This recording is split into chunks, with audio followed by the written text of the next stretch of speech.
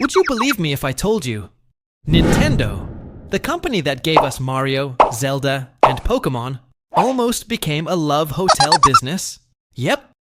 Before video games, before consoles, Nintendo was literally a playing card company. And not the cute kind. The mafia loves it kind. Back in 1889, Japan's economy was in shambles. People were broke, bored, and badly needed some fun.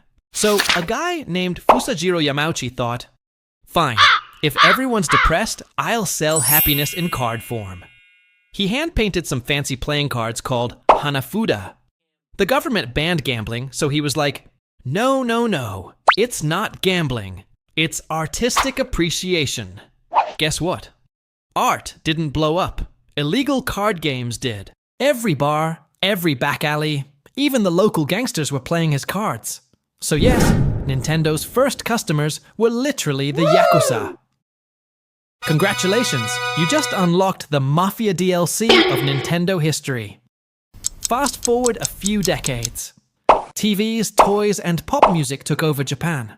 No one wanted dusty old cards anymore. Nintendo's warehouses were stacked to the ceiling with unsold decks.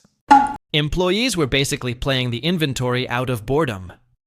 Then came a young new boss, Hiroshi Yamauchi, barely 30. He looked at those cards and said, "This company smells older than my grandpa's kimono. Time to change." His new rule? We stopped making normal stuff. Sounds visionary, right? Nope. It started an era of pure chaos. They tried taxis, failed. Instant noodles, failed. And yes, love hotels, somehow also failed. Imagine being the CEO and realizing your family business just went from playing cards to playing other things. When everything seemed hopeless, Hiroshi had one last idea. What if we print Disney characters on our cards? So they bought the license and made Mickey Mouse decks. Suddenly, boom! Every kid in Japan wanted one. Dad, I need Mickey playing cards. Everyone at school has them. Nintendo's sales skyrocketed overnight. For the first time in years, they weren't selling paper. They were selling happiness. And that's when Hiroshi realized, we're not in the card business. We're in the joy business. Back in 1959, Nintendo hit it big with Disney licensed playing cards. Selling millions of sets, they became every kid's favorite across Japan. But the hype faded faster than a bursting bubble. No matter how cute the cards looked, they couldn't escape one big flaw. The gameplay was just too simple. By the mid-60s, sales were stuck in a slump, and Nintendo's future looked uncertain.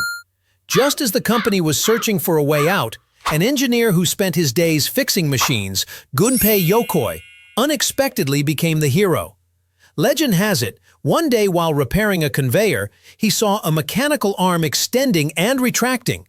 And just like that, click, an idea sparked. What if we turned that motion into a toy? So he gathered some scrap materials and built a prototype of an extending grabber toy. It would later be called the Ultra Hand. At first, nobody took it seriously. After all, Nintendo was a card company back then. But when President Hiroshi Yamauchi saw it, he made the call instantly. This is it! Let's produce it! No one expected this trash toy would end up saving the company. In the fall and winter of 1967, TV commercials started airing, and Japan went wild. Stores in Tokyo's Ginza sold out in under 30 minutes. Distributors showed up with cash, begging for more stock. Supermarkets used it in prize draws to attract shoppers. Around Christmas, it sold over 1 million units a month. In the end, 1.2 million Ultra Hands were sold, meaning 1 in every 5 Japanese kids had one. More importantly, that cash became a lifeline. It cleared return debts, paid delayed salaries, and brought production lines back to life, pulling Nintendo back from the edge of bankruptcy. This success marked Nintendo's full transformation, from a simple card maker into a creative toy company. Yokoi was promoted to lead a team dedicated to inventing new toys. And he didn't stop there. He went on to create several legendary hits. The Ultra Machine, a lightweight plastic gun that shot soft foam balls, an instant street play sensation. The Lefty RX, racetracks you could customize, With cars that swapped gears for more speed, it sparked mini racing tournaments. The Love Tester, a device that used electric currents to measure chemistry. It became a social must-have in schools. These toys shared one vision: fun, interaction, and laughter, laying the foundation for Nintendo's decades-long mission: selling happiness. In 1970, Nintendo was riding high thanks to all sorts of amazing mechanical toys. Factories worked day and night, with orders piling up on every desk. CEO Hiroshi Yamauchi thought Nintendo had finally hit its golden age, but just a few years later, this boom came crashing down. The Japanese toy market was completely swept away by the electronic wave.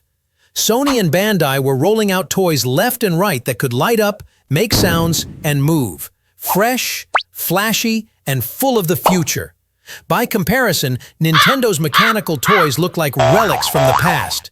Sales plummeted, and warehouses overflowed with unsold stock. Hiroshi Yamauchi was at the end of his rope and called an emergency meeting, telling the company's research team to find a new breakthrough.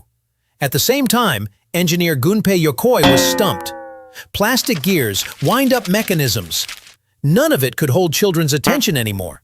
Just when he was at a loss, an engineer from Sharp came by, trying to sell him a small light sensor.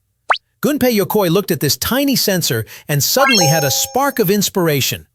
A few weeks later, a prototype machine was born. Players aimed their toy guns and fired. Every time they hit, the screen would flash in response. This was Nintendo's early beam gun series. In 1973, they took it a step further and brought the technology to arcades, launching the laser clay shooting system, a full-fledged electronic shooting gallery. For the first time, people experienced a screen that could react to their shooting moves.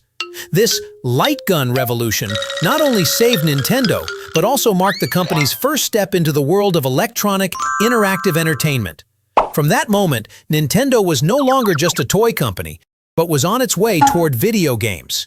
In 1976, they released the home version called Beam Gun: Duck Hunt, bringing shooting games into people's living rooms for the very first time. All of this set the stage for Nintendo's next big leap. In 1977, Nintendo launched its first home video game console, the Color Television Game 6. The console featured 6 Pong-style games, including tennis, hockey, and volleyball. The graphics were simple, but countless families gathered around the television, playing until they forgot to eat. Just a few months later, the upgraded Color Television Game 15 came out, adding 15 new game variations and adjustable speeds, and it became a hit again. Then in 1978, the Color Television game Racing 112 was released, complete with a steering wheel and gear shift, giving players a taste of real racing right at home for the first time. All of these machines together sold millions of units, turning Nintendo from a struggling toy company into a surprise hit in the video game world. It was also that year when a young man who loved to draw joined the research and development department. Nobody knew he would go on to create Mario, Zelda, and the Nintendo legacy we know today.